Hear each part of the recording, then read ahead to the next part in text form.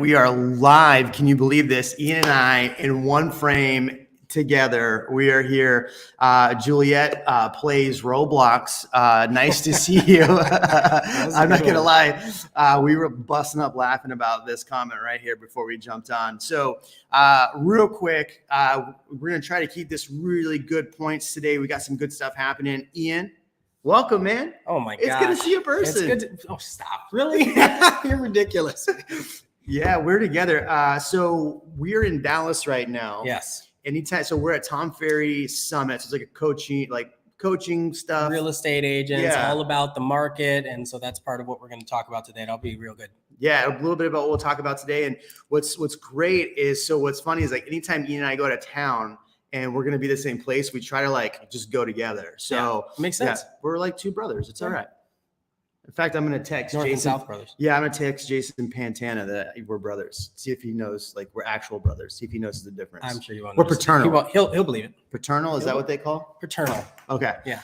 Well, cool, man. So, well, I'm excited today. So like I said, we're in Dallas right now. Ian got a major shout out on stage from the Tom Ferry ecosystem for his TikTok. Yeah. So if you're not following this guy on TikTok, I don't do the TikToks. The TikTok. Is that what it's called? TikToks? Like the Facebook, the Insta, the TikTok. Yeah. So the new one's Be Real. Have you seen that? I just signed up for Be Real. So if you're not on there, you got to get on there. That's where all the Gen Zs are. That's where did they steal your Juliet plays Roblox is. She's on Be Real. Do they steal your information? No. So there's no filters, none of that garbage. It's like once a day they make you take a picture and they do the front and the back. So it's wherever you're at in the moment, and that's all you get to share. It's pretty cool. So nice. Will that relate to real estate? We're about to find out. We'll find out. I'm sure somebody will. Somebody will, like me. Hi. Oh, Angela Payne. Angela, come on, man. Like, I really like the Juliet plays Roblox. I think we're gonna this is gonna be the comment we're gonna keep on. Just the whole leave time. it up. That's good. So a couple really cool articles that I saw recently. So we're here in Dallas right now, and what we're really talking about, the eyebrow man will find you. Who's the eyebrow man? Is that a Roblox thing? It must be. It must be. I don't know Roblox. I don't either. I have it, and I've never played it. My son would have come rolling up right now and tell me all about it. But so what's interesting, I want to talk about the market real quick. So we're here in Dallas, and a couple cool takeaways that I took away today from was at KCM, keeping current matters. Keeping current matters. There's really four pieces. So a lot of people are talking about crash and all this stuff, and they keep coming up with Rev. We're going to go see him today. We're going to do a live stream with this guy, Reventure today. So we're meeting at we got to find the apartment complex that he's at downtown probably near Dallas somewhere, so we can do it. But what's interesting about some of the data that comes out is really, if you look at, so many people look at the 2008 crash and you got the clips up. Yeah. There was four pieces that I think that people are missing right now. And when they're coming up with all this data, look, prices are expensive, rates are high. And people have gotten fatigued over that. We saw 20-30% increases in our market in a 2-year time frame. So people are stressed out over that. They've been stressed. And I think when you're shopping for a house and all of a sudden the very next day, essentially somebody comes back and says, yeah, it's going to be another $500 a month if you want this same house. That's stressful. And that's just the interest rate. And that's just because of the interest rate. Right. And I think that's a big factor that a lot of people don't really understand. Yeah. So a couple of things that I took away too today, and there's things I've thought about. One of the things is and I've talked about the most, and people everyone that puts up this content or this information about the market crashing, they never want to talk about the amount of millennial buying age people there are coming into the market. And right now it's still at the highest it's ever been. And nobody wants to talk about that fact. We're going to see that for the next few years. And by the way, I want to hear where you're coming in from today. Angela, where are you from? I think you're in Austin, right? So I want to hear from you in the chats where you're from real quick. So that was one piece of it. So we still have a lot of people in the buying age. If you look at as of right now, one of the key factors of the 2008 crash was the amount of people that lost jobs, right? We're still pretty high up on the unemployment rates. Austin's just announced their 2.5. It's the lowest they've been since the pandemic. Let's change this to here. Yeah. So this is a good one. This is the millennial one. Yeah. So this is the millennial slide. And so this dark bars in the middle are showing where we're at really with the amount of millennials currently in the buying age. And that's something that I think people just don't get.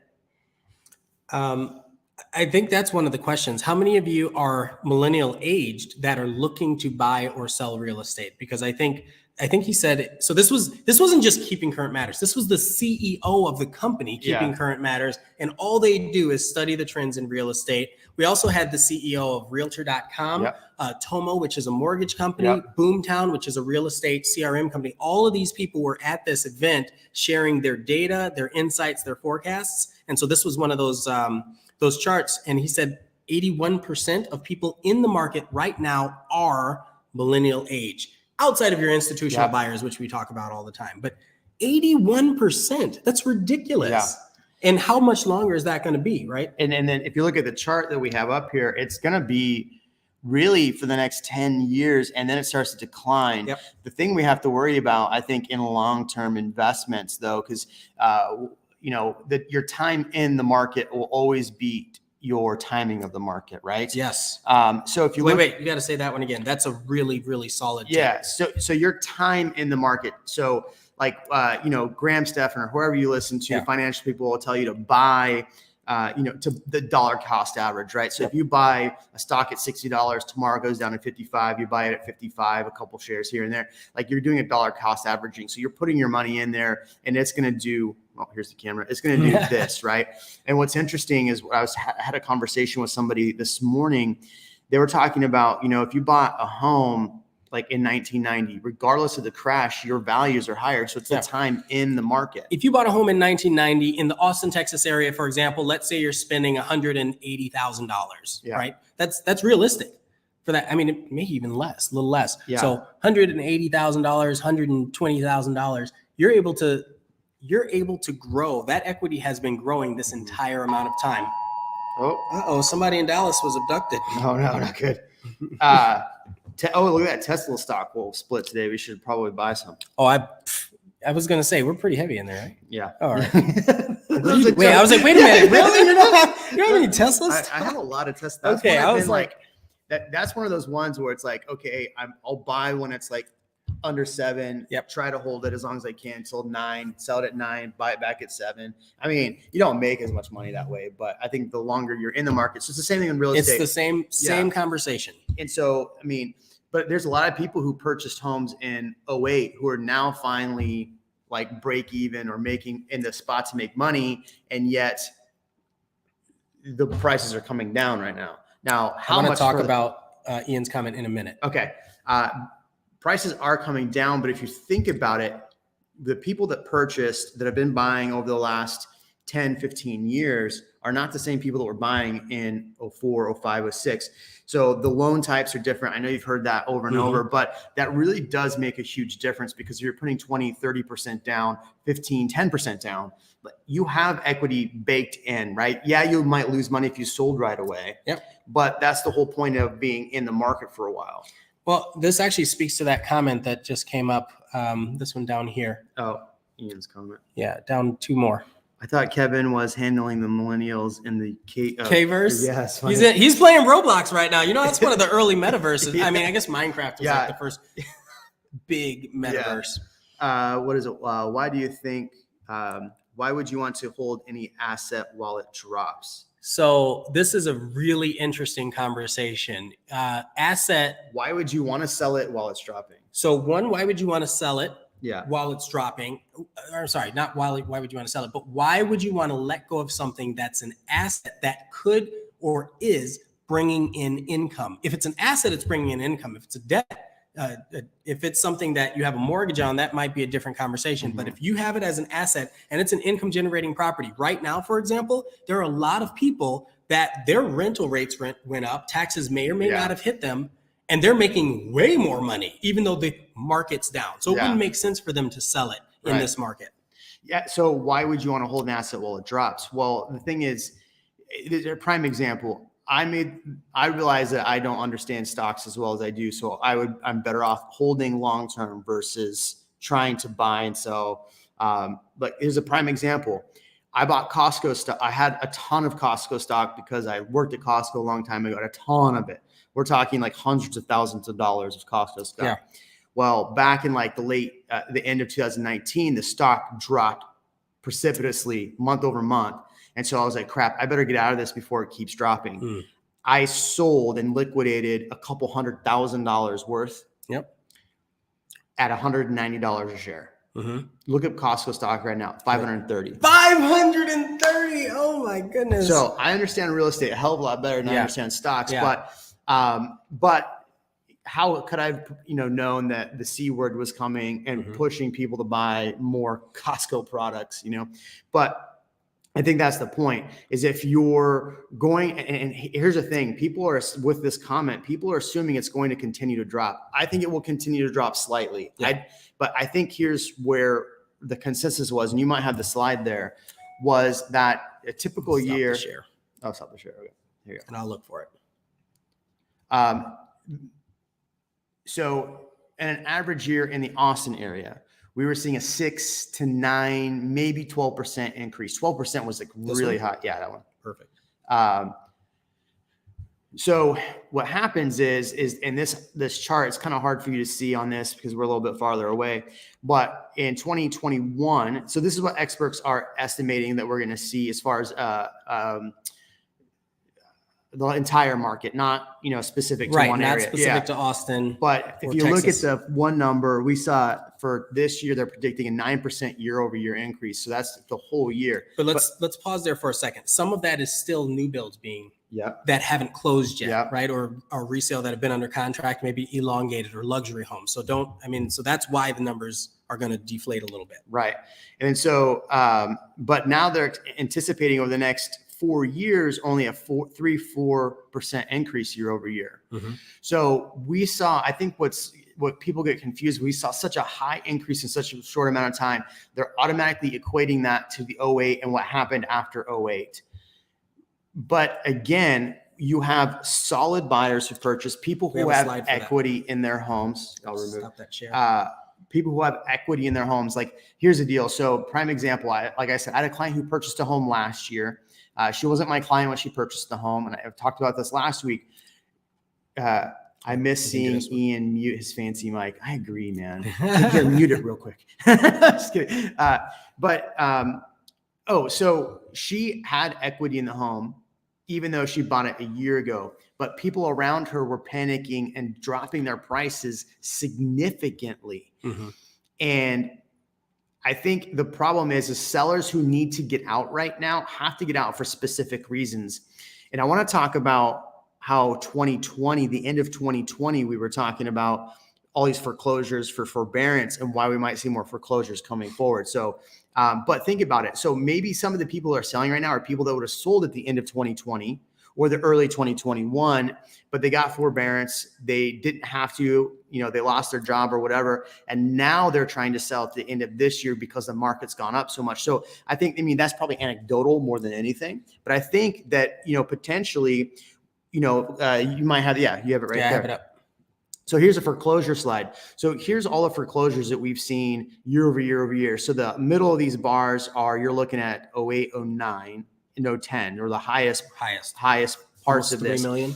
And somebody had made a comment, Jeff Underwood, thank you, on my last video I did yesterday, or my video that came out yesterday. He commented, well, I had said that the market crashes quickly, and you have somebody out there that says it takes 3 or 4 years for a market to crash. I want to make a really good point. Jaden, make sure you put this in here in the clips. I want to make a huge point about this. My response to Jeff, thank you for writing the comment, Jeff. So again, the comment from Jeff was that some people out there saying that it takes years for the market to actually crash. And I said, no, wait, it crashed quickly. But anecdotally, what happened is you had foreclosures don't take very long to get to foreclosure. If you look at this slide right here, we saw an increase of inventory because it took forever for those foreclosures to make it through the process, hit the market, and actually foreclose. But this is a lot of foreclosures. But these foreclosures took time to hit the market. And then they sat even longer when you had a depreciating market. Now, if you look at this right now, where we're at, we're lower this doesn't show 2022's numbers, and I actually put this in my video on Tuesday, so watch that video. But if you look at the foreclosures that are happening right now, this chart says we're at, what was 2021? 151,000. 151. So on the chart I showed, it was like 254,000. And if you look at 2020, it was about the same, as like almost identical to 2020.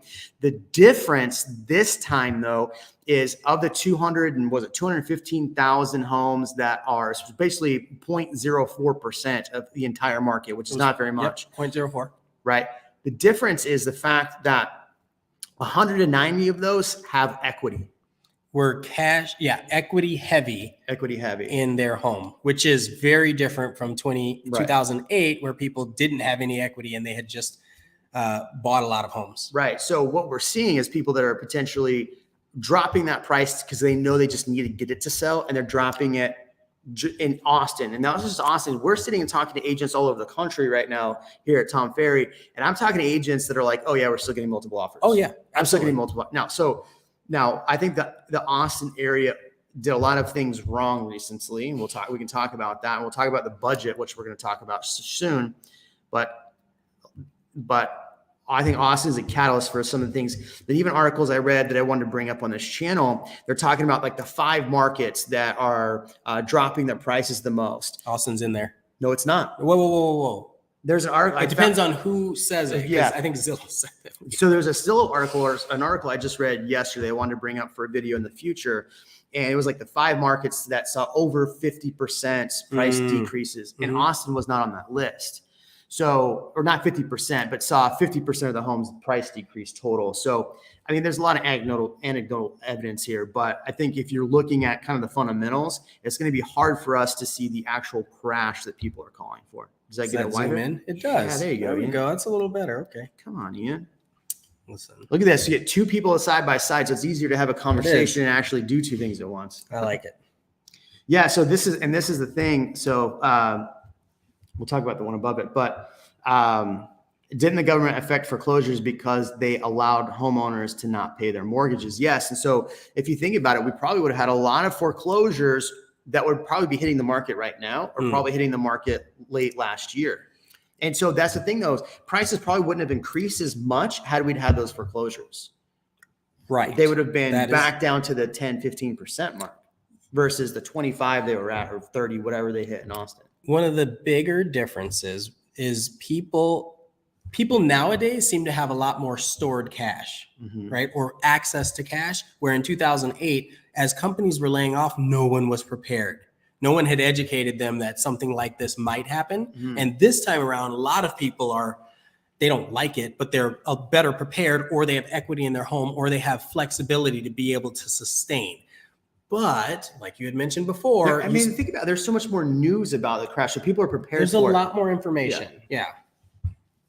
Sorry, I cut you off there. No, it's good. It's fine. There's a lot more information. People are able to pivot a little bit better, and because they're so equity rich or equity wealthy, I don't think it can hit as hard. And this chart is that kind of indicator. I mean, and if you go back to that one chart that showed the price increases over their projection, I mean, you're talking a lot of economists. They pull a lot of economists to come up with this one here. This one. Yeah. So if you look at this, I mean, we're looking at over the next 5 years. Why would you, the question that I think it was Ian had written, why would you hold an asset while it drops? I mean, a lot of economists are basically saying it's going to continue to go up. It's just not going to go up at the same pace we saw the last 2 years. Yeah. And I think when he said an asset, I don't know if he was talking about, I don't know what he was referring to, but I'm assuming real estate is a real estate channel. So, again, I've got a lot of people that are not cashing out. They're excited that the rents are rising as long as the tax burden isn't outpacing the increase in rent. Yeah. So I want to get your take on this. So, Jaden, I want to get your take on this. So this article is from the Austin Business Journal, and this is talking about the Austin's new budget. So Austin has their new proposed budget. Oh, it was 91%. Equity built up. Oh, here, let's add this real quick. I think this is really important to look at. Yep. All right, we'll come back to that clip. Yeah. So only about 250, so this is what I said, 215,000 homeowners are facing possible foreclosure in the second quarter of 2022, or just 4/10, which is, like I said, of 1%. So 58 million homes. Of those facing foreclosure, 91% at least have equity built up in their homes. Right. So should not have to go through foreclosure as long as they're educated or take advantage of resources. Well, I mean, do you think, I don't know this because I haven't thought about it in a while, but are they still doing like forbearances and things like that? I don't know if they'll continue. Yeah, I think that would definitely change things if they did. It is. And yeah, it's a scary thought to say, oh, no, we'll give you more time. Oh, no, we'll give you more time. And then just keep doing that, because at the end of the day, the debt will, the debt will ring true, or toll. Well, speaking of debt, I don't want to get too crazy in this topic today, but the Biden administration is now talking about or proposing eliminating, it was like $10,000 for people that make up to $125,000 of student loan debt. Yeah. And then secondly, if you did a Pell Grant, it was $20,000. So, I mean, that's just going to add to, like, how does that debt get erased? Here's the question. How many people are not buying their first home due to student loan debt? A lot. I mean, right? I have family that have $200,000 in debt. So think about it from, a business perspective, which is what the government's trying to do. Right. And if you say, okay, if I clear this out, they'll be more qualified borrowers. And just hear me out. No, but Jeremy wrote, I identify my mortgage as a student loan. Nice. But they have more qualified borrowers so that they can now purchase a home. And now the government has you for 30 years. Right. But if you think about it, those people still have the potential, because they went to college, have the potential to make more money. That's not going to change. Right. But if you think about it, if you and I both went to college, but let's say I went to college and you didn't, and you worked your butt off. Let's say you didn't and I did. Okay, let's reverse it. Whatever. One of us went to college and the other didn't. One of us went off and did a trade job or figured it out and created a company. And I've paid taxes the entire time and all that. I didn't pay. And now I got to pay off somebody else's debt that they incurred while I worked, while they got an education, and they have the ability to go and make more money potentially.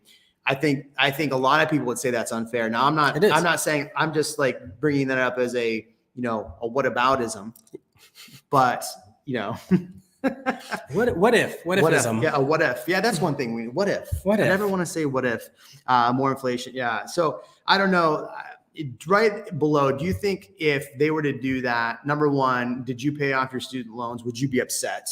Right? Would you be upset if you paid off your student loans? If you're somebody who is currently having the burden of a lot of student debt, I want to hear from you in the comments as well. I don't want people to argue with each other over it. I just want to hear from you, like what your thoughts on it overall. Be nice in the comments. This isn't a political channel. This is not a political channel, but don't be nice. Yeah. Be honest.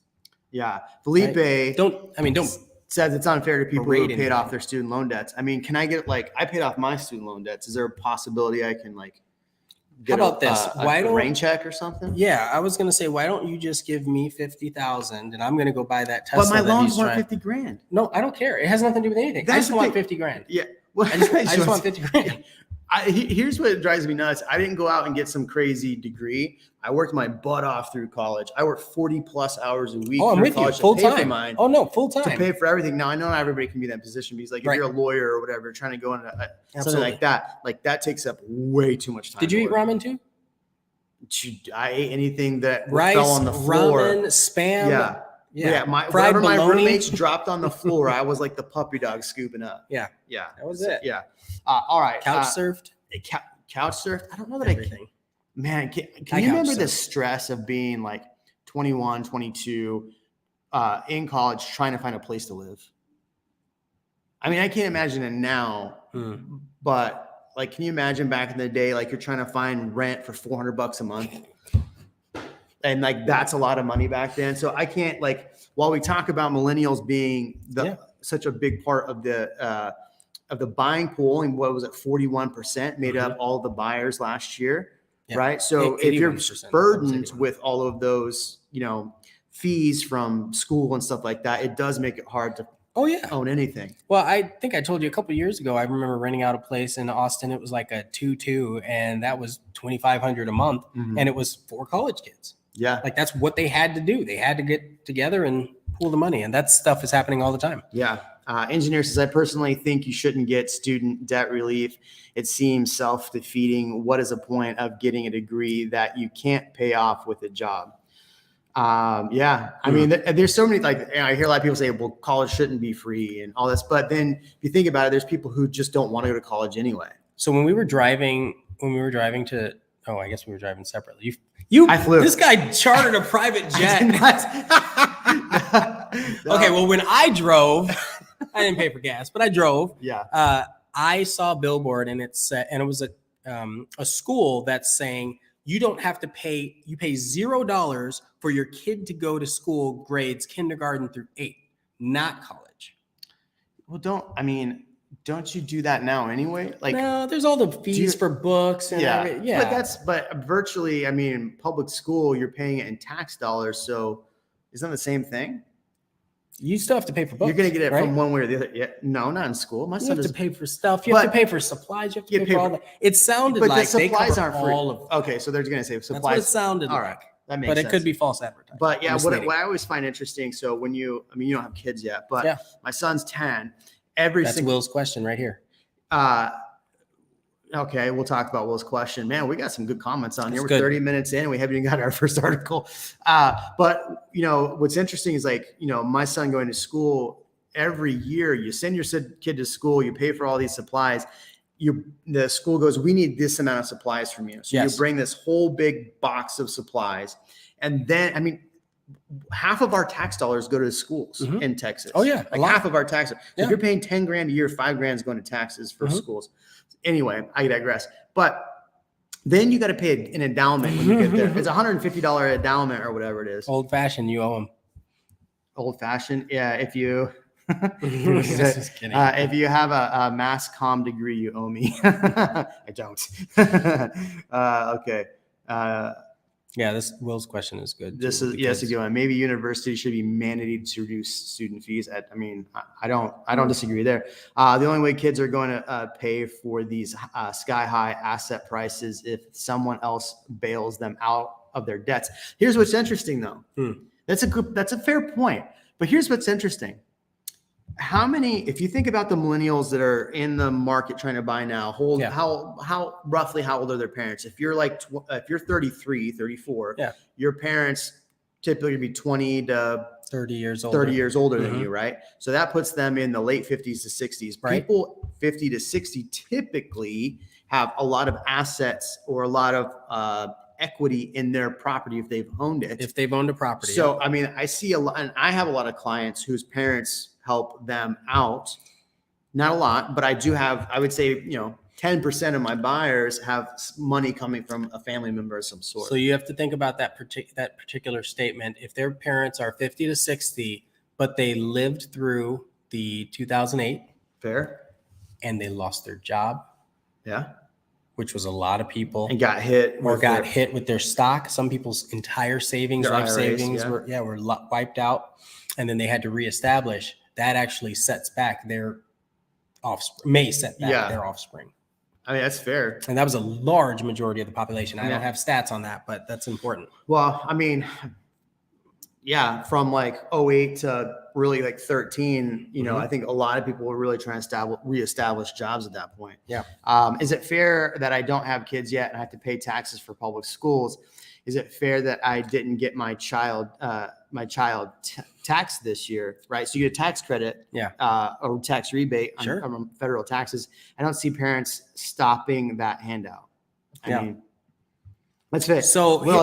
That's fair. Will. Here's where I think the conversation never goes to, but just help me understand this. If you're buying a house in a neighborhood, and oftentimes people look at the educational system in the neighborhood, and that can enhance the value, right? Yeah, of course. Right? Yeah. But Circle C is a prime example of that. Circle C is a prime example. You go on the other side, of Mopac, and the prices are about $250,000 less on average. Right. Yeah. Anyway. So, and if you have a family, you generally having larger homes. So even if you are single or you don't have kids, your price is still appreciating commensurate with the houses that these families are buying. And so it's kind of a benefit. It ends up being a net gain, a net profit for you. Yeah.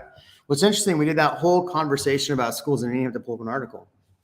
I literally sat there and read that while you were walking from that building over here. So we literally can see the building that we're doing this event at. And it's a good, four blocks, 5 blocks? Mile? Yeah. Half mile. Yeah. 5 city blocks. They're big blocks. Yeah, they're big city blocks.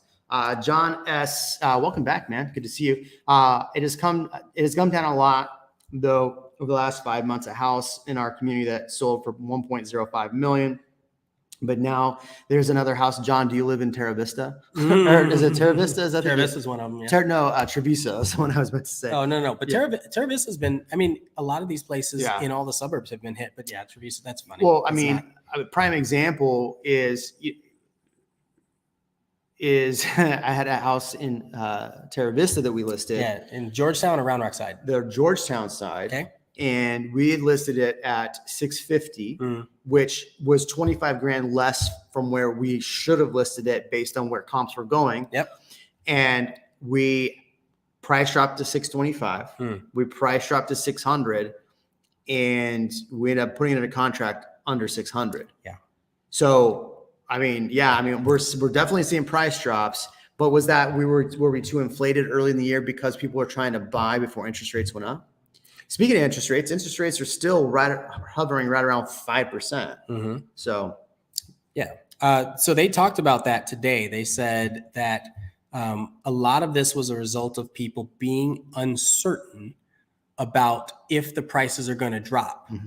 That was it. People are uncertain about if the prices are going to drop further. So they're like, well, I don't want to pull the trigger for fear that I might miss out on a better deal, which is, shooting everybody in the foot. Engineer's got good comments here. Bias side, what is the advantage of going? Sorry, man, I cannot read. Going to debt to get a degree in history, for example. I don't mind to trigger anyone, but potential earnings and costs should be something to consider. Yeah, I mean, we were joking about that yesterday. I was like, oh, if you had gotten a degree in this, like, how would you have done? Yeah. Our builders selling lots now. A lot, for lower price. Okay, sorry, let me back up. All right, man, I really had a tough time. I got it. Our builders selling lots now for lower prices than a few months ago. So yes, they are. So I just went to Highland Homes in Parton Ranch. I filmed a video there. If you haven't seen it, go watch it. But I did a video walking through the model home there, and I was talking to the reps there, and I was asking them, so you have more to-be-built homes coming. So they have a whole new section opening up still. And their lots for 85-foot lots were only, so it was like for 65-foot lots for like $20,000, $0 to $20,000. Okay. For 75 lots, I think were like 30 grand. And then there was only like 40 grand for an 85-foot lot. That's good. For the premium. That's crazy. That's good. Because I don't know if you remember this little company called Taylor Morrison. I've heard of them. They were selling lots for like $300,000. Yes. I remember them. He went like this. You had to see him. He was already $300,000. Yeah. So I think that was a lot of the problem that I saw over the last 2 years is that Taylor Morrison was doing, and other, not just Taylor Morrison, but a lot of builders were auctioning off lots, drastically increasing the prices. So if anything, I think we're leveling back off. Yes. From the craziness that we saw. And so if I'm a buyer though, so put yourself in the buyer situation. So if you're buying right now, I want you to drop in the comments like, hey, I'm in the process of buying. These are my frustrations. These are the hurdles that I have. I want to hear from you in the comments, but think of it put ourselves our buyer hats on. Yeah. Okay. Yeah. We have 20% to put down on a $500,000 house. Yep. Ready to roll. Ready to roll. Do you instead, so you're having trouble finding a property, right? So what are your feelings looking for a $500,000 house right now in the market? I want to hear what are we talking about just in relation to the lots or just the house in general? You need a 3 or 4 bedroom house. You may have a kid and you need space and you want to be close-ish to town, right? What are your feelings right now trying to buy a $500,000 house at a 5% interest rate? Obviously, you're cut down a bit with the amount of house you can buy. Your options are going to be pretty limited with that interest rate. However, builders are offering so many incentives. And if a lot ends up being one of those incentives, then I would take the premium lot because the value of land far exceeds the value of the house long term. Right. Well, so if I'm stressed out looking at this, and I'm thinking, oh my gosh, the market's going to crash because I didn't even put that part in there, but everybody's talking about how crazy the market is. And I go to look at a home with a realtor right now. Yeah. Or let's say I don't. Either way. Yeah. And I'm looking at properties that have been on the market for 45 plus days, right? That are right at $525,000, right? Which are perfect for what I want. It's not at 500. What are you talking about? That's an easy, I'm going to offer 475 and then negotiate from there. There's no question about that. And on top of that, so maybe you don't go 475, maybe you go 485 and then add 10,000 in closing costs. I was going to say, if you can do the closing costs, a lot of people, so builders are doing great buy downs. And sometimes I use that as a strategy for listings as well. Like if they're going to offer great buy downs, why can't we offer it as a seller? Yeah. Right. Appliances, builders are throwing in a fridge. Guess what? We're going to throw in a fridge and a TV and all of that just to make it a little more appealing. We used to do that before.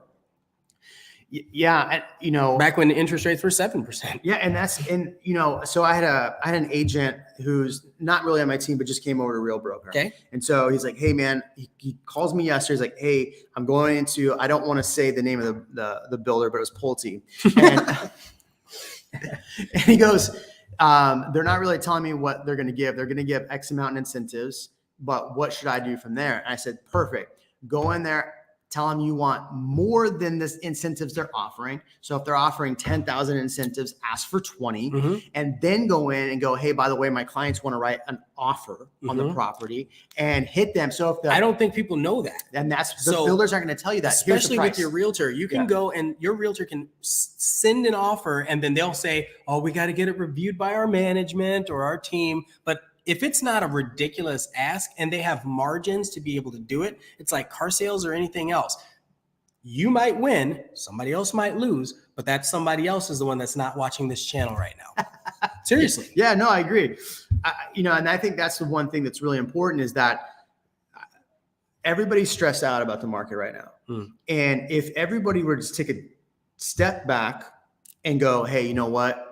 Let's actually look and see because you're hearing in the media, you're hearing the talking heads like us saying things like about the market. And until you're actually in the market or until you're actually doing something, then it's a totally different story. Do you ever recommend to your buyers to go to open houses? Yeah, of course. And talk to the agents, I just got an email from an agent. Hey, your client keep my open house. Yeah, you want to write an offer? I've had that, but like if you're having a conversation with a brand new client who's never been in the market, or someone who's thinking about it, they haven't even gotten a pre-qual yet. Do you ever recommend that? Because I feel like listening to the conversations and understanding the questions they need to ask. Obviously, that's our role, right? Is to help consult them with that, but also, like you said, you almost have to play the field. Well, I mean, to experience it. Here's what's crazy. 6 months ago, if you would have said agents are holding open houses, I would have said where. Yeah, right. Right. Yeah. Actually, a year ago. Yeah. In Alaska. In 2021, I did not hold in a single open house. This year alone, my team or listings, we have held over 30 open houses. Yeah. This year versus last year, which is 0. That's how many X% increase? It's a lot. So I want to get to this question right here with Valerie though. Have you heard of builders slowing or stopping completely building new inventory homes in the Austin area? Didn't we talk about that last week? Yeah, we did slightly, but I think this is a really important question because it goes back to something that was talked about today at our event. The fact that builders are looking at the uncertainty and going, oh, hold on, we saw 2008. We don't want to do this again. So they're slowing down. They're slowing down their purchases.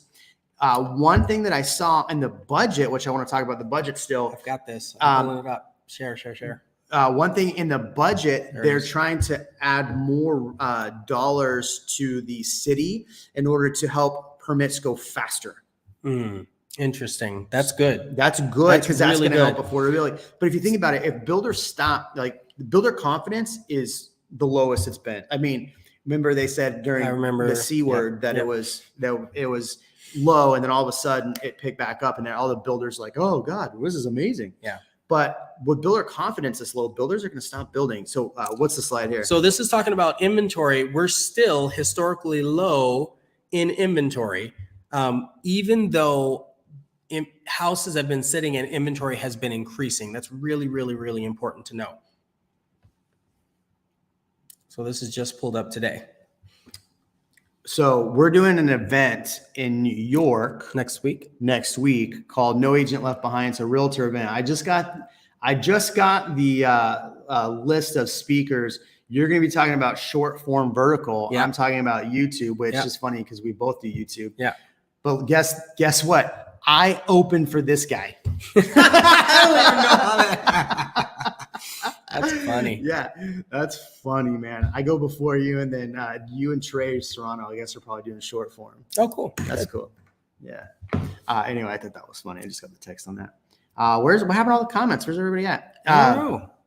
So historically, we're still behind.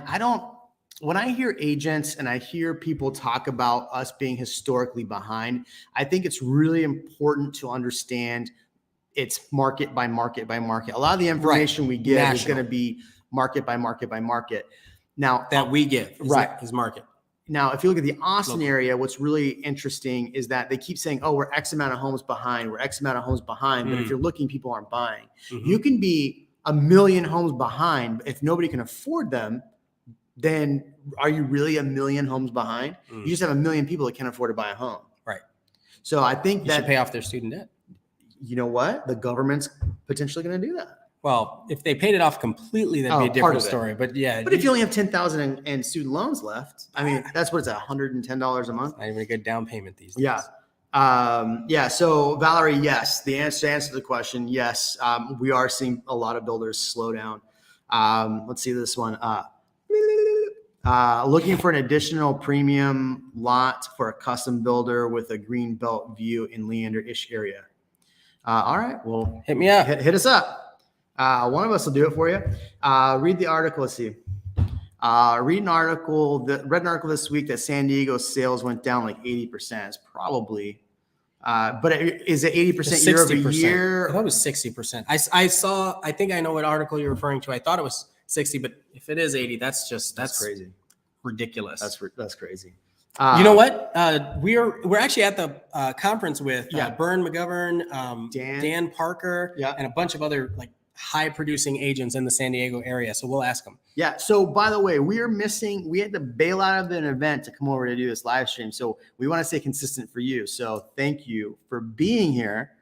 So we can do this because let's be honest, nobody wants to hang around a bunch of realtors all day. Nobody wants to do that. I see that. Wine. This guy can barely deal with me. Yeah. Oh my gosh, did you see all the champagne? There's a lot of champagne, a lot of wine. Yeah. Everybody's bougie. There's a lot of $500 shoes all over the. I was like, what are these guys? They don't even sell anything. It was funny as I did see a lot of people like starting to tear up. I could see because they saw you. No, they saw you. You're the one that everybody's talking about now. So one of the commentators went on and talked about how Ian does really good short form, right? I talked about this earlier. So Ian is going to be like a new celebrity now in the real estate agent world. So Ian, look out. But all right, I want to get to this topic real quick. All right, now Jaden. All right, so here's a really important topic. Austin Business Journal reports that the budget is now coming out. So they're putting out the budget. Here's what I really want to highlight. What would you think? Hopefully I didn't tell you. What do you think the budget for the city of Dallas, which is much larger than Austin, what do you think the budget for 2023 is going to be? Or their proposed budget? What do you think? In the comments. So this right now, so Austin is showing that they're going to be a $5 billion budget for this 2023 year. What do you think Dallas, much bigger city, is? I mean, we had a short conversation about this, so I know it's less. And I remember reading an article about this, but if you're at a place like this, it's 175% information at you all day, all along. 4.5 billion. That is crazy. I was going to say, 3 or 4, but almost $4.5 billion. Yeah. For Dallas budget. For Dallas budget. And $5 billion. $5 billion for Austin. Smaller city. Now look, Austin needs a lot of growth. I was going to say, we have a lot of room to grow. So they might just accelerate their growth, or they might miss. Yeah. I mean, well, so in the top. How much of that is for trains? Transportation. Well, here's what's interesting. So we'll go through a little bit of it. So I don't know, but we're going to go through right now. 2 million of it is going to go to open up 2 million. City Council approved nearly $2 million to fund 18 new positions. I want one of these positions for Austin's development review process. The additional positions will enable property developers to more rapidly have their plans considered by city staff, effectively decreasing the time it takes for a new project. 18. Hello, City of Austin, for $2 million. Maybe you should get 50, please. We need more people for this. But so this is at $110,000, right? Salary. Okay. And that's where I'm pausing for a minute. Do you have to have a degree to do you have to have a degree? Because my degree was in urban planning. Yep. Right. It was. So I could have done these jobs. Yeah, but you don't want to. When I got out of college, I got offered a job out of college in Phoenix. Yeah. Doing urban planning for a company that, got projects from the city. It was like $30,000 a year. I made more than that working part-time at Costco. Yes. So, do you think they're calling in experts?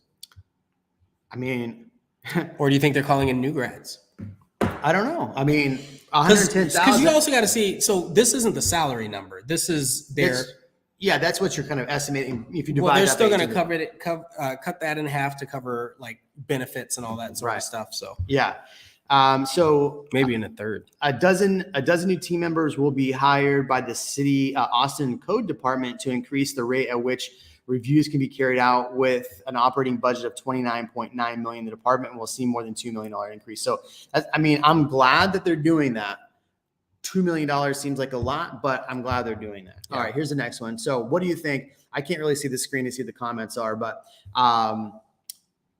so what do you think? Do you think we need, the whole point of taking $2 million of taxpayer dollars to do that would be, in fact, to lower the cost of homes in the future. I hope. That was the hope. The city will dedicate $12 million to provide service to small minority-owned businesses in an effort to ensure that the city economy is a diverse. Is that important? I mean, really? I mean, okay. I don't want to get. I'm absolutely going to say it's important, but that's a different conversation. It's important that the economy is diverse. Okay. Austin is foundationally a diverse place. Well, okay, I say that, but when people come here and visit or they comment on the comment section, I always hear how not diverse Austin is. Historically, it's been diverse, but like any company where tech money is coming in based on the jobs, it loses a lot of diversity because people that are in urban centers aren't able to afford to remain in the urban centers. So, well, I mean, if you think about it, a lot of our just like tech people that come here, specifically that, it was super diverse before that. Yes, super diverse. Okay, the new budget. So, what do you think on that one? Well, I want to hear from you there. The new budget dedicates $27 million for cultural art. $27 million for cultural arts, historic preservation, and live music funding through the city's hotels. Okay, so that's $27 million to hotels. Wait. How much money does ACL and South by and any Willie concert, like how much does that bring in? So this is saying, I think of what this is saying, there's this coming through the hotel taxes. So they're going to maybe raise how much hotel prices are, or how much hotel taxes are. Because Airbnb is like 7 or 8% you have to save to pay the city. But so the new budget dedicates $27 million for cultural arts, historic preservation, live music funding through the city's hotel occupancy taxes. Thoughts? So comments, how many of you think Austin is still the live music capital of the United States or the world as it used to be? And do you think that it's worth allocating any budget to remain that way. And I think that's part of what they're trying to accomplish. And I'm not saying that's right or wrong. I'm saying that was one of the things that drew me here, is knowing that I can go almost on any street, any back alley and listen to some music. It's like, oh, okay, that's kind of cool. Yeah. But is it worth 30 million? 27 million. We're splitting hairs over millions at that point. Yeah. All right, let me go back to the article. The new fiscal plan will support $2.5 million invested in iconic. We're like, well, $5 billion. We're barely scratching the surface on how much $5 billion is by these nickel and dime numbers. Yeah. Heaps of sand, right? Every little bit creates a pile. It does. The new fiscal plan also supports $2.5 million investing in iconic venue fund, which is designed to help save places of cultural significance in the city. Like the Driscoll? I have no idea what that means. The Driscoll. Actually, okay. So I forget some of the districts, but there are a lot of places. Great example, Hope Outdoor Gallery. Okay. I don't know. I think that's privately owned, but I just drove by their new place. That place is incredible. It's not open yet, but it's incredible. And that's one of those places where if you haven't been in Austin for very long, they used to have a graffiti park. And the idea is that people that love the art can just go, because it's an art-driven city, right? Can go and just tag the walls and put up some beautiful stuff. Well, they ended up moving it from essentially downtown, west side of 6th Street. Sorry, prime real estate. And it was just a really cool location. And now they moved it way over past the airport, or near almost to the airport, where nobody's ever at. It will grow in 5 years or 3 years. You can just take your bike over there. You can. Yeah. So Steve Adler says there's no city in the country that is outgrowing Austin. I don't know if that's true. The economy is on fire. So many businesses are coming in and setting records. Well, what's the KPI for growth, right? How many people are moving here? Is it how many homes are sold? Yeah. Is it how much money they're spending? Because that's part of it. Yeah. Right. To plan for growth. One of the things I talked about on my Instagram, if you haven't seen my Instagram at The Real Jeremy Knight, I do short form content there. I don't like to put it on YouTube. So I talked about this. It includes a $20 an hour minimum wage for all city employees, a significant increase from the $15 current offered and from $18 an hour rate previously considered the year earlier. What's funny is that reading that the Dallas, because I wanted to compare, Dallas was going to raise theirs to $18 an hour minimum wage. So you make less than Dallas still if you work for the city. One thing that's really interesting, I don't know if it says it in this article, but city council in the budget, stop me if you heard this one. Yeah.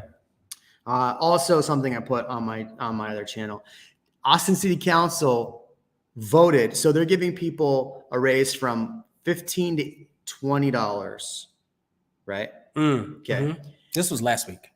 Yeah. So this is all in the budget. So that's what they've planned to do. So, I mean, I'm all for, helping a living wage if people are doing a job that's worth, there's a benefit from it for the city. If the wage matches the skill, then absolutely 100%. Increase the wage. 100%.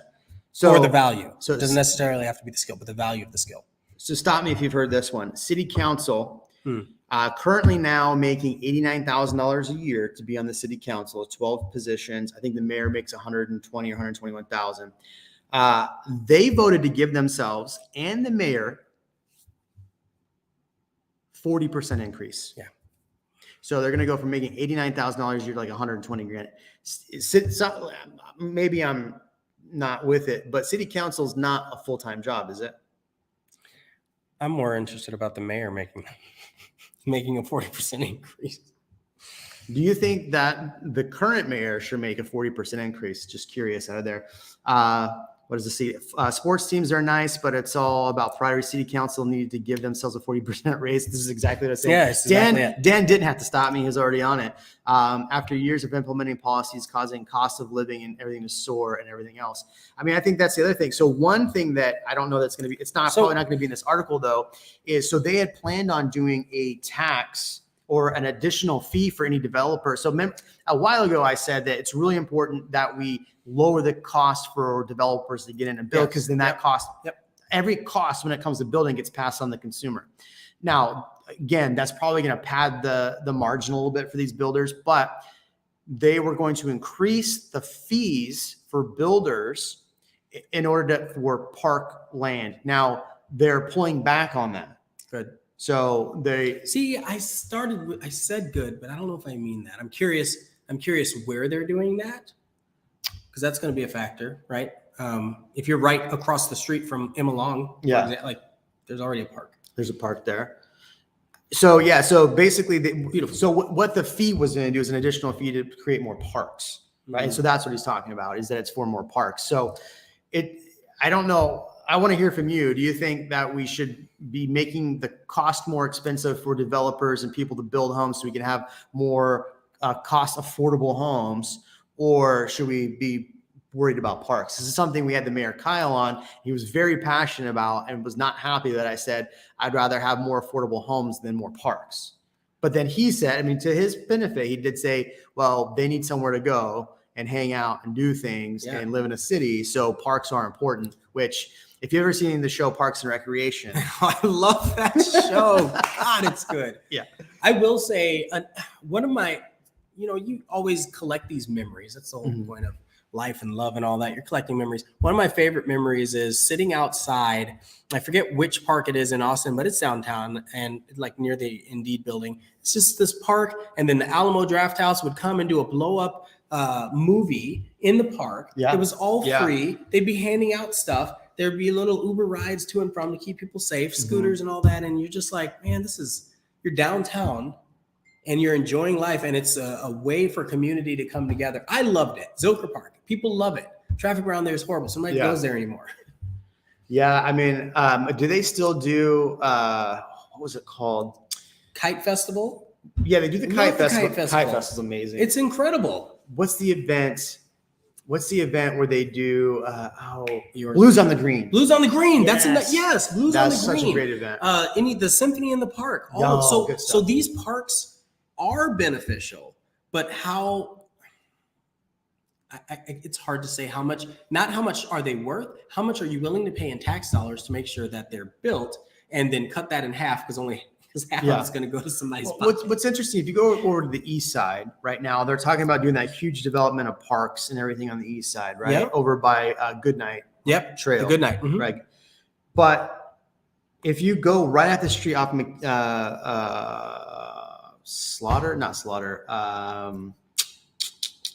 Onion? No, not Manchac.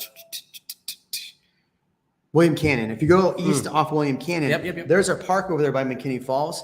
I drive by it frequently. I was there last weekend. McKinney Falls. Yeah, but there's a park on the way to McKinney Falls. Yeah. I never see people. No, I was going to say, I've never you said that. You know why? Because McKinney Falls is a beautiful state park. You got to pay to be in there, and you can't let your dogs in the water. Oh, really? Because the blue-green algae, they will die. Yeah. Like, it's super important right now because there was no rain for a long time. But anyway, beautiful park. So yeah, if you're like, that's the one that shows up on the maps. Old fashioned says, I mean, you could put your new affordable tent home on the park. On the state park? No, he's being I don't think facetious. you can do that. I know. Yeah. That's funny. They should just give everybody. I mean, think about it. So where do the tax dollars largely come from? It's homeowners, right? So they know that property taxes were going to increase exponentially. So raising property taxes exponentially, they just found ways to spend the money, just continue to spend the money instead of reducing those tax dollars and making it affordable. Because if you're going to buy a home and taxes go from $10,000 to $15,000 a year, what is that? $250, about $310 difference a month in your mortgage. And now interest rates are more. So now add another $500 a month for interest rates. Your mortgage that would have been on a $500,000 home went from like $2,400 a month to $3,400 a month off of just those two things. A lot. So I like Mij Ali. Yeah. That comment, they should just give everybody $10,000. I don't know that I agree with that because that's what the stimulus was, right? They tried to do that, and it just pumped more money and caused more. But what's the word that it caused? Inflation. But what I do think is, what if it was a grant for people to be able to buy a house, So that way, if it was to pay down student debt, it still helps those people. They can still pay whatever debt they owe, but now they have a grant to be able to buy a house worth $10,000. So that would be cool. What's interesting is they have homeowners, right? People that are already homeowners, and then they're already going to pay their taxes. It might help them with forbearance. It might help them with all these other things.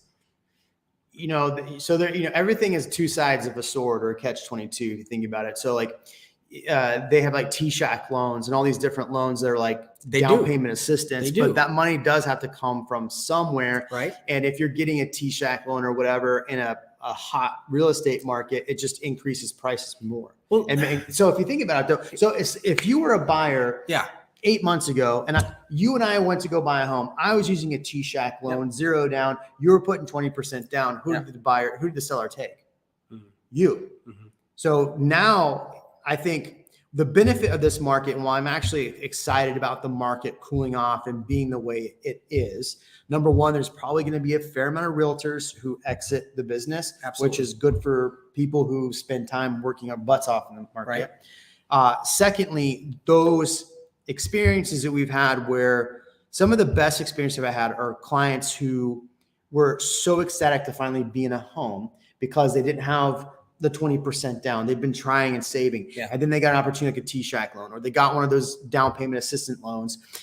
Now, one thing to keep in mind with those down payment assistance loans, if you sell your home, you still have to pay that back. Right. But that's something where you want to keep your home or then rent it out.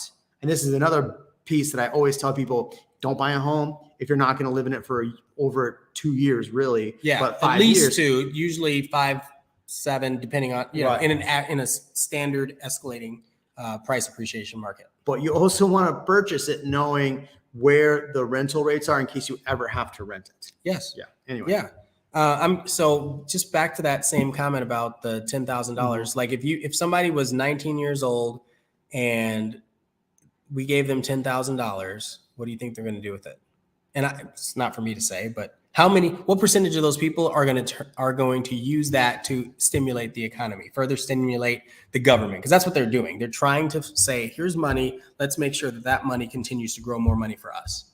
What's pretty funny is if you think about it, over the last 2 years, people have been taking their stimulus checks. I almost said stimmy checks.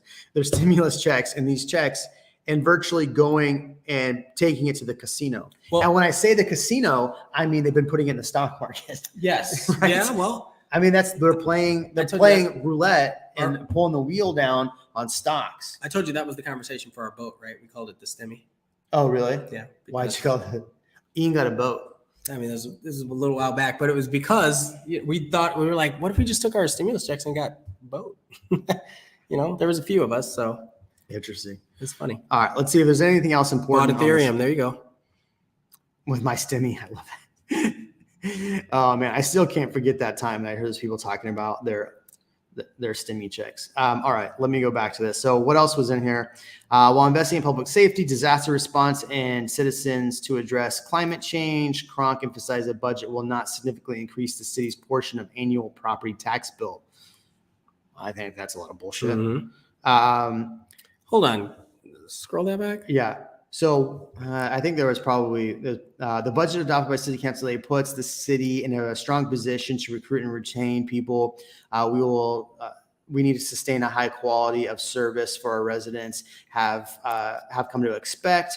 To invest in the success of our community, we must invest in the success of our employees, the success or failure. And of our employees, so City Council, they must be employees then. Mm-hmm. The success, not that they got voted in or anything. Right. The success or failure of literally everything we aim to do as a city government relies entirely on the people who work here. And so to invest in the success of the community, we must invest in the success of our employees while investing in the public safety, disaster response, and actions to address climate change, Kronk emphasized. The budget will not significantly increase the city's portion of annual property tax bill for the typical homeowner. So then the question is, what does not significantly increase mean to them versus to you? Because to me, paying another $1,000 a year is a significant increase. To them, they might say that's not. Well, that's why they went from the city council making 89 to 120 grand, right? 40% increase. Right. That's not significant. But I mean, and this is why on this channel I've been so adamant about talking about property taxes, because I have had people that have had to sell their homes, literally sell their homes over property taxes going up. Yeah, because same. Here's what happens, and this is why I talk about this so much when it comes to people buying new builds. When you buy a home, let's say you buy a home, new construction, I keep using 500,000, but you buy a $500,000 home at a 3% tax rate, they're going to say estimated your taxes are going to be $12,000. Yeah. Okay, great. But the moment the city comes out and values your home, they value it at 550, 600. They do that so you have to come protest and give them comps for what things closed for, which means that $12,000 is actually $18,000. Now, if you're budgeting for yourself, you actually hurt yourself, because what you budgeted for 12 grand is now 18. That's a huge difference. Yeah. Oh, it's huge. And so, yeah, I think it's really important that the city understands that raising properties, they always talk about diversity and equity. The people on the east side who have lived there for generations and who have these tiny homes on the east side, 1,100 square foot, 800 square foot homes that have been there, that are minorities, they get hit with a major tax bill. Well, the problem is nobody educated. A lot of people, when they bought those houses in the 80s and the 90s, they weren't educated about homestead exemption. And so how do they know to have that on to prevent their tax from increasing so much? Right? Yeah. It's rough. And I think so engineers, to be fair, the positions pay less than tech. You'll just lose everyone to the tech industry, laugh out loud. I mean, I understand having to pay people at the city level more money to stay there. Just like, why don't we pay teachers more to stay places? But again, teachers only work 8 months out of the year? No, more than that. 10 months out of the year? 9 months out of the year? I think it depends on what they're teaching. Yeah. Right. And a lot of teachers end up having to work over the summer or. Exactly. They got to find a summer job. They sell real estate on the side. Exactly. Real estate agents make the best teachers can make really teachers make the best real estate. I wouldn't say they make the best real estate agents, but they become real estate agents. They become real estate agents. A lot of I guess where I'm going with that is people that like to nurture and educate end up being really good real estate agents. And there you go. Teachers, they do that and then they end up exiting the teaching world because real estate is right. It used to be really, really, really easy. So stackable properties, if you don't subscribe, so your question is about commercial market. There's an article out, and I was going to make it one of our articles today. The commercial side, for people looking for commercial space, 20 to 30,000 square feet, which is virtually the size of a bowling alley, there's like nothing they can find. So the commercial side is really, really strapped hard right now. Strapped hard. That's a hard strap. Yeah. Oh, geez. Is it past midnight? Like I said, there's just so much information coming in and out. You just got to go. Fire hose. Yeah. But that information that I read in that article, and if you read that article, was basically saying that it's extremely hard right now to buy commercial property. So you can rent. There's a lot of rentals out there, but there isn't a lot to buy. Let's get an office. It's too bad you're too far north. You're north. You're too far south. What are you talking about? Southwest even. Gosh. Yeah, I moved even further. The city property tax bill for a typical homeowner. Oh, I fucking hate this. I hate when they do this. The city property tax bill for the typical owner defined as a non-senior owner of a home valued at roughly $453,000. Let me ask you a question, Ian. I love when they do this. 453. Are we here? Let me go back to a widescreen. Hold on. Let me ask you a solid question here, Ian.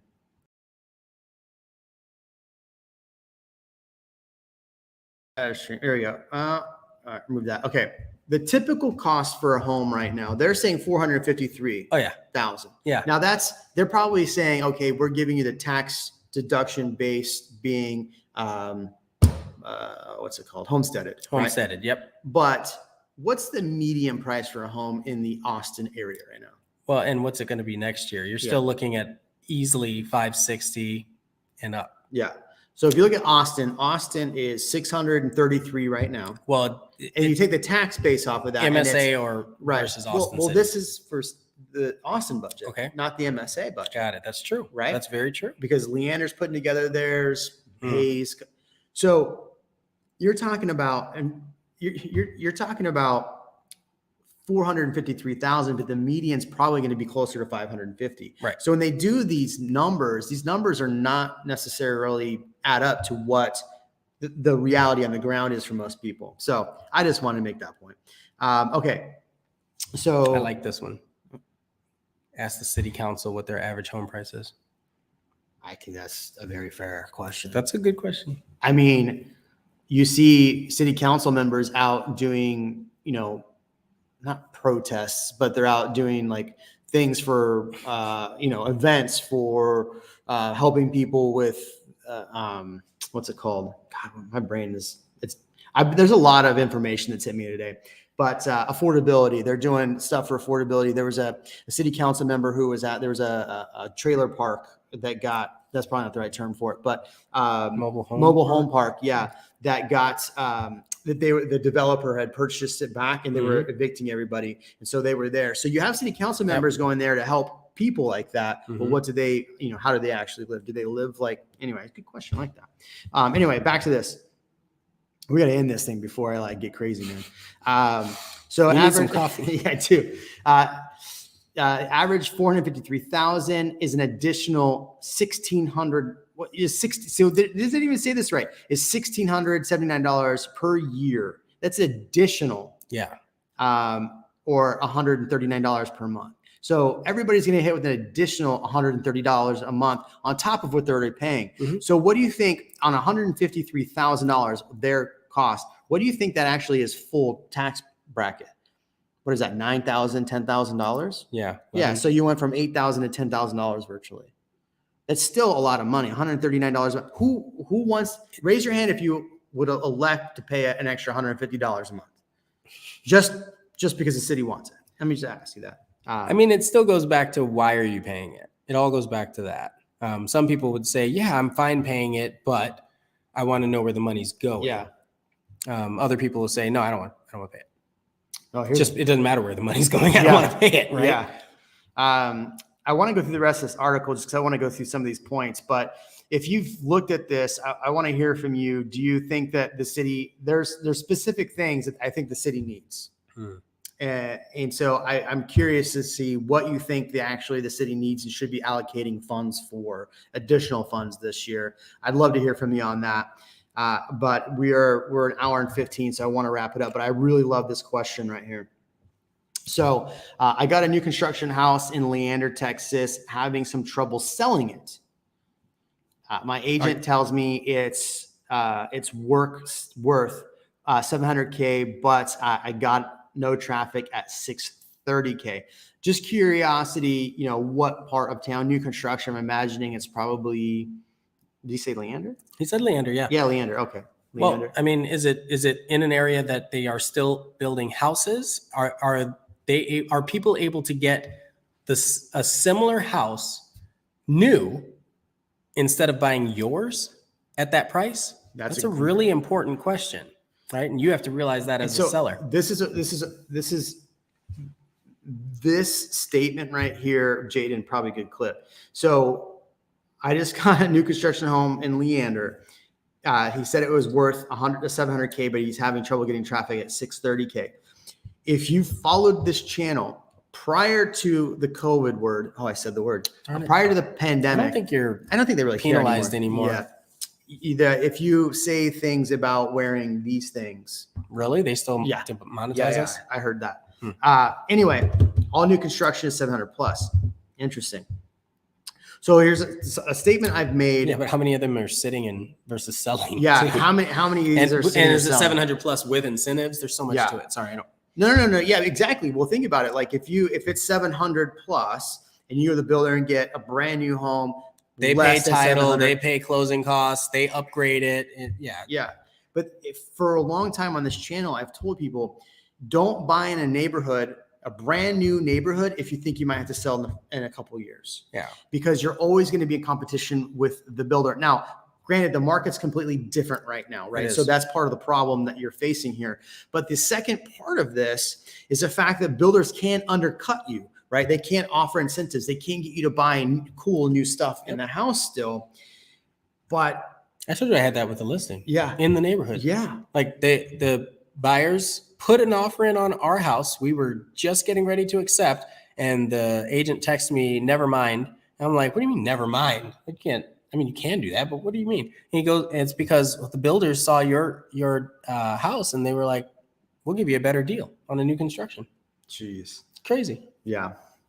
Yeah. So the last 2 years though, and so this is where things anecdotally got different, is like I had clients who purchased a home, they built it 2020, ended up closing late 2021. We sold at the beginning of this year for a $250,000 profit. Yeah. Good. So if you would have been under contract in 2020, 2021 and closed, you probably have a ton of equity. Where a situation like this, it's a little bit harder. So that's why I've always said, don't buy in a brand new home unless you plan and own it more than a couple of years. And so you're running into the same situation that I've kind of warned people about. So I'm sorry that you're in that situation. I can't give you, honestly, because we know you're working with an agent and you have it listed, we can't give you any advice. But if we were able to give you advice, I would say do some really creative marketing. Absolutely do some of that. I think mega open house. What do the videos look like for the listing? Creative listing videos. Right. I would do a ton of marketing. So question, I'm curious, and I guess he's not going to answer this, but what did you pay for the house? Don't answer it. Don't answer that. But like, I'm just curious how much equity you end up having in the house or when you ended up purchasing it.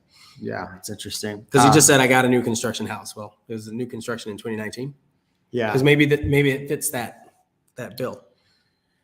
Maybe you should do what I can't give this person. Yeah, I'm not giving this person advice. This is a conversation that you and I are having. But this is a conversation.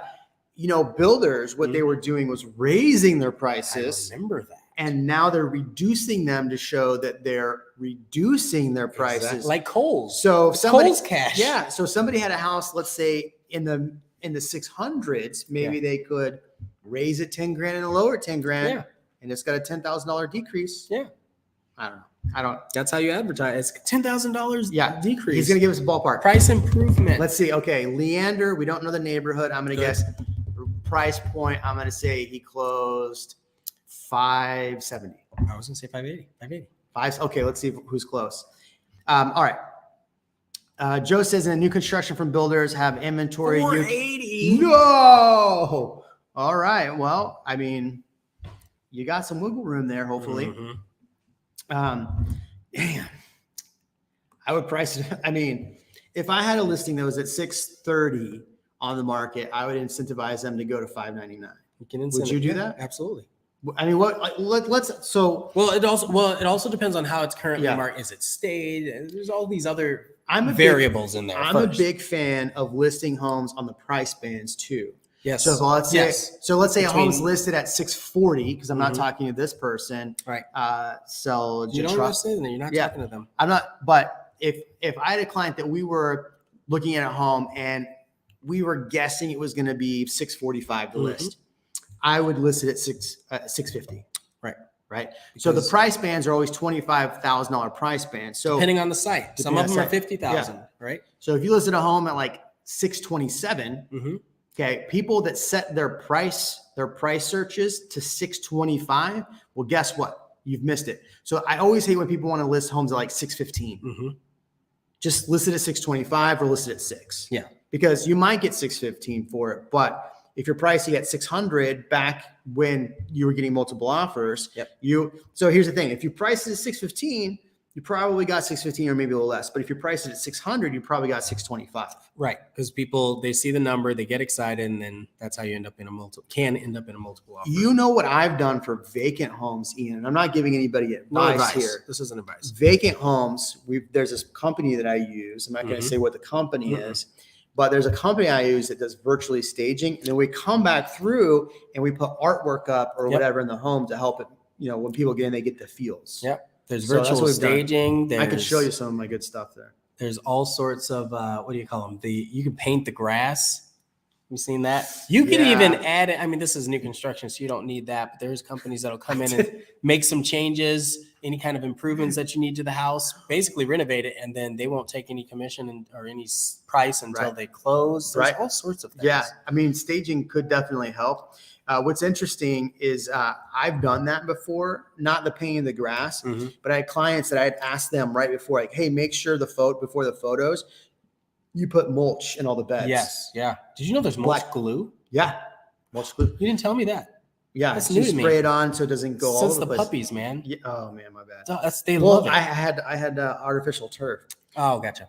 But so they didn't do it, and there was weeds all through the flower bed. I'm like, guys, we're taking photos today. These are professional photos. When you said that, when you're like, guys, we're taking photos, I thought you were talking about talking to your puppies as you were saying that. We're taking photos. No. Don't you know better, Turner? My clients had like just the flower beds were trash. I'm like, look, Yeah, it's fine. Take the photos. I went back and edited all the photos myself to have black mulch. And I'm like, before we list it, you looks have like to a Sharpie. It's like, yeah. No, it looks good. I mean, there's ways to do it. It looks good. I'm kidding. But they, when we listed it, when people showed up, the front actually matched the photos because they did the work after. But anyway, that's funny. Engineer says you could even take them to another house. We can, yes. Yeah. Take them to another house. Well, there we go, man. We're running out of battery on this laptop. We got to run back to the event now. Ian, thanks for driving me to Dallas. Yeah, right. Man, I'm gonna take a private jet next time. I did not take a private jet. If you've ever heard of JSX, I decided the cost to fly Southwest was like $350 and it was $300 to fly JSX. It was a 40-minute flight. Yeah. You get free drinks and it's like flying private. So I was like, I'll try it out. There's no TSA checks, no clear, nothing. You literally no walk lines. right up, you give them your ID, you walk over to the plane, you sit down. She asks you, what kind of alcohol would you like, sir? Oh, I don't drink, but I'll take a Tito's, Oh, speaking of, Tito's invested $1 million into affordable housing. We'll talk about that on the next show. Interesting. I love it. Well, there you go. To it. Thank you, everybody. We'll see you in the next podcast. If you haven't subscribed. And after this ends, come back and just drop a comment on this one. We'd love you for that. Catch you the next one. See ya. So you're going to be like a major celebrity now. Yeah.